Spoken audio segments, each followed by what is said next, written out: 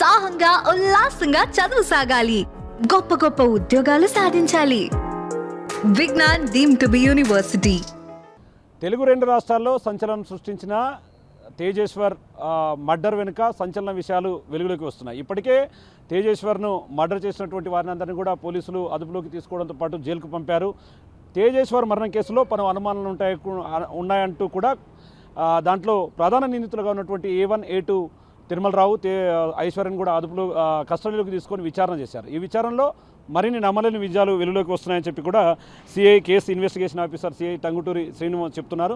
ప్రస్తుతం అంతా ఆయన ఉన్నారు. సార్, ఏంటి సార్ మొత్తంగా ఇదంతా కూడా సంచలనంగా మారుతుంది? రోజు రోజుకు దీంట్లో కొత్త కొత్త టిస్టులు బయటపడుతున్నాయి. ముఖ్యంగా కస్టడీలో ఒకవైపు A1 కావచ్చు, A2 కావచ్చు, మీతో విచారణలో ఎలాంటి విషయాలు వెలుగులోకి వచ్చాయి? సరే, ఈ కేసులో మేము విచారణలో భాగంగా కోర్టు ఆదేశాల మేరకు A1 తిరుమలరావు మరియు A2 ఐశ్వర్యని కస్టడీలోకి తీసుకోవడం జరిగింది. ఇద్దరిని విడివిడిగా విచారించడం ప్లస్ ఇద్దరిని కలిపి కూడా విచారించడం జరిగింది. మాకున్న డౌట్స్ క్లారిఫికేషన్ చేసుకోవడం. దీంట్లో క్లారిఫికేషన్లో మాకు వచ్చింది ఏంటి అంటే, ఐశ్వర్య పెళ్ళైన తర్వాత అడ్జస్ట్ కాలేక, తేజేశ్వర్తో అడ్జస్ట్ కాలేక, ఇతన్ని చంపేస్తేనే నేను ప్రశాంతంగా ఉంటా అనేది, నీతో రాగలుగుతా, ఇతను బతుకున్నంతసేపు అయితే నేను నీతో ఉండలేను అనేది క్లియర్గా ఒత్తిడి పెట్టడం జరిగింది తిరుమలరావుని. ఈ విచారణలో భాగంగా కూడా ఆమె కూడా చెప్పింది, అవును ఇతన్ని ఏదైనా చేస్తేనే నీతో వస్తా అని చెప్పాను సార్ నేను వీళ్ళతోటి అని చెప్పడం జరిగింది. దీన్ని ఆసరాగా తీసుకొని తిరుమలరావు వాళ్ళందరికీ సుపారీ ఇచ్చేసి, నాగేష్ వాళ్ళకి సుపారీ ఇచ్చి హత్య చేసినట్టు తెలుస్తుంది. సార్, మొత్తంగా మీరు ఉదయం కూడా చూసాం మేము, ఆ GPS ట్రాకర్స్ కావచ్చు, వాయిస్ చేంజర్ రికార్డర్ కావచ్చు, అంటే మహిళల గొంతుతో మాట్లాడడం. మరోవైపు ఇంతకుముందు తేజేశ్వర్కు సంబంధించినటువంటి వాహనానికి GPS ట్రాకర్ అనుకున్నాం, కానీ ఇప్పుడు ఐశ్వర్య బైక్ కూడా GPS ట్రాకర్ ఫిక్స్ చేసినట్టు తెలుస్తుంది. ఇది మీ దృష్టికి ఎట్లా వచ్చింది? దాన్ని ఇప్పుడు మీ స్వాధీనంలోకి తీసుకున్నారా? అవును, మాకు విచారణలో భాగంగా మేము తిరుమలరావుని విచారించినప్పుడు అతను క్లియర్గా చెప్పడం జరిగింది, అవును సార్ అతను ఇంకొక GPS ట్రాకర్ కూడా కొనుగోలు చేసినట్టు మాకు అతని యొక్క చర్చిలో దొరికింది, అతని యొక్క వెబ్సైట్లో అమెజాన్ దాంట్లో దొరికింది మాకు ఈ GPS ట్రాకర్. అవును సార్ నేను కొన్నాను, ఇది నేను ఐశ్వర్య కొద్దిగా నేను ఆమెతో ఎప్పుడు ఉండను కాబట్టి ఆమె మీద కొద్దిగా అనుమానం వచ్చింది నాకు. ఆ అనుమానంతో ఆమెకు తెలియకుండానే ఆ బైక్ నేను తీసుకెళ్ళి GPS ట్రాకర్ అమ్మించినట్టుగా చెప్తున్నాడు. క్లియర్ కట్గా ఆ GPS ట్రాకర్ కూడా రికవరీ చేయడం జరిగింది. సార్, అంటే ఈ విషయం తిరుమలరావు అంటే ఇంతకుముందు వివాహేతర సంబంధం ఉన్నప్పుడు ఐశ్వర్య స్కూటీకి GPS ట్రాకర్ను అమర్చినట్టుగా ఐశ్వర్యకు ముందే తెలుస్తా, లేకుంటే ఆమెకు తెలియకుండానే ఇదంతా చేశాడా? ఇది ఐశ్వర్యకి ఏం తెలియదు. ఐశ్వర్యకి నా బైక్ GPS ట్రాకర్ ఉంది అన్న విషయం కూడా ఐశ్వర్యకి నాలెడ్జ్ లేనట్టు తిరుమలరావు చెప్పిండు. ఐశ్వర్య కూడా చెప్పింది క్లియర్గా, లేదు సార్ నాకున్నట్టు నాకైతే తెలియదు సార్ అని చెప్పింది. మనం ఈరోజు రికవరీ చేసే వరకు కూడా ఐశ్వర్యకి నాలెడ్జ్లో లేదు, నా బైక్ కూడా GPS ఉందన్న విషయం తెలియదు. సార్, సో మొత్తంగా అతను ఒక బీటెక్ స్టూడెంట్ అని, అతను కొంచెం టెక్నాలజీ మీద దృష్టి పెట్టడం, డార్క్ వెబ్సైట్లను ఎక్కువగా అన్వేషించడం, మేఘాలయ మర్డర్కు సంబంధించినటువంటి కేసును నిరంతరం చూడడం, ఇట్లాంటివి చేస్తున్నాడని మీకు కొనం లేదు. నిజంగా అట్లాంటివి ఎలా చేశాడు? ఆయన విచారణలో ఏం చెప్పాడు? విచారణలో అతన్ని ఎలాగూ తేజేశ్వర్ని చంపాలని నిర్ణయించుకున్నాడు. ఇది ఆల్రెడీ సుపారీ ఇచ్చేసినాడు. వాళ్ళని ప్రతిరోజు మానిటర్ చేయడం కూడా జరుగుతుంది. మీరు పోయినరా ఈరోజు ఏం జరిగిందని చెప్పడం. అంతేకాకుండా ఈయన ఒక రియల్టర్గా మాట్లాడేసి తేజేశ్వర్ని నాకు ల్యాండ్ కావాలని చెప్పి తేజేశ్వర్ తోటి తిరుమలరావే స్వయంగా మాట్లాడటం, ఇక్కడికి రా నాకు ల్యాండ్ కావాలి, నీకు ఎంత కమిషన్ కావాలంటే అంత ఇస్తానని చెప్పడం. అదేవిధంగా మా వాళ్ళు వస్తారని చెప్పేసి నాగేష్ వీళ్ళని పంపించడం కూడా జరిగింది. అంతేకాకుండా అతను స్వయంగా ఈ కేసులో పాల్గొనకపోవడం ఒకటి, ప్లస్ అతను ఎప్పటికప్పుడు ఆ విషయాలు తెలుసుకోవడం కొరకు ఒక వాయిస్ చేంజర్ అనే ఒక డివైస్ కొనుగోలు చేసి దాని ద్వారా ఐశ్వర్యకి ప్రతిరోజు మాట్లాడేసి ఎప్పటికప్పుడు తేజేశ్వర్ సమాచారం కానీ అక్కడ ఇంట్లో ఏం జరుగుతుంది ఈ విషయాలన్నీ తెలుసుకోవడం జరిగింది.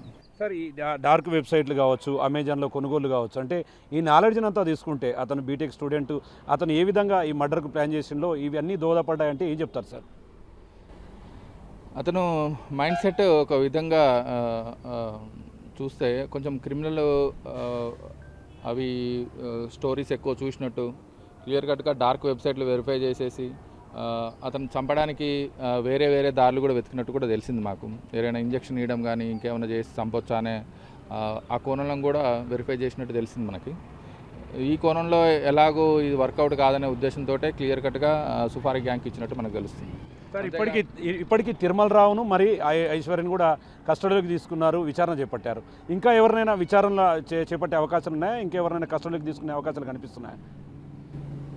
మేము ఈరోజు కస్టడీ కంప్లీట్ అయింది తిరుమలరావు అండ్ ఐశ్వర్యది.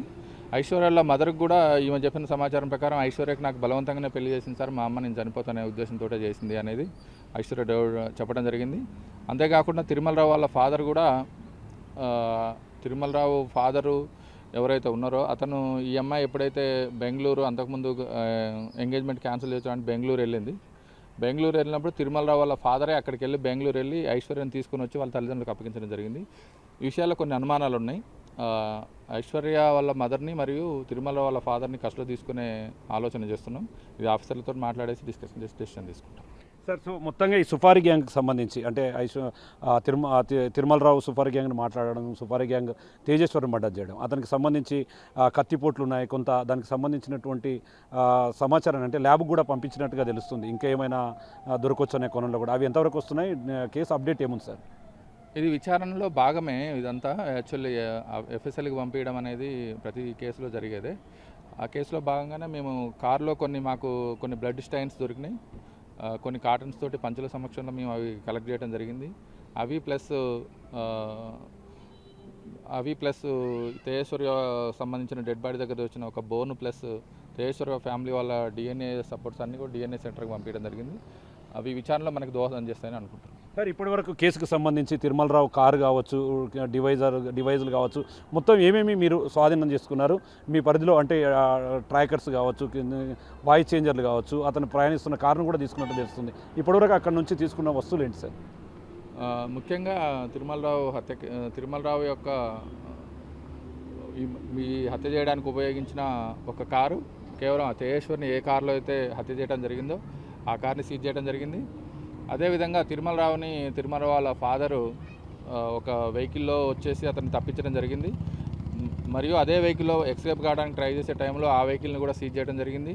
అదేవిధంగా ఏదైతే తిరుమలరావు సంబంధించిన ఇంకొక కారు XUV 300 కారు ఒకటి ఉండే, ఈ కారు కూడా తిరుమలరావు తప్పించుకొని పోవడానికి ప్లస్ నేరస్థలం యాక్చువల్లీ తేజేశ్వరిని చంపిన తర్వాత డెడ్ బాడీ ఉన్న ప్రదేశానికి ఈ కారులోనే వాళ్ళకి సంబంధించిన బట్టలు అవి తీసుకెళ్లడం జరిగింది. అంతేకాకుండా నాగేష్ను కూడా ఇదే కారులో తీసుకెళ్లి ట్రీట్మెంట్ ఇప్పించడం జరిగింది. అంతేకాకుండా డెడ్ బాడీ ఎక్కడైతే వేసిండ్రో పాణ్యం సమీపంలో అక్కడికి కూడా నియర్లీ ఆ టోల్ గేట్ వరకు ఈ కారుతో వెళ్ళడం జరిగింది. కాబట్టి ఆ కారు కూడా సీజ్ చేయడం జరిగింది.